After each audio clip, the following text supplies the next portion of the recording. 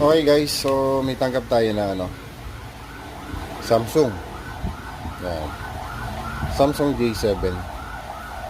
So ang issue nito ay mag-charge. Pero pag may karga yung battery, boot logo. So ibig sabihin, yung kanyang battery ay medyo lobo na. So pwedeng overcharge, so kaya nagkaroon ng problema dito. So makikita natin dito mga boss, sa monitor, yun mamatay.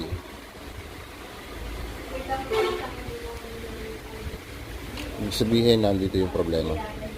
Ayan, 13/4 ang nagiging problema niyan pagka gano'n. So sa normal charger, hindi nyo makikita na gano'n na pala ang problema.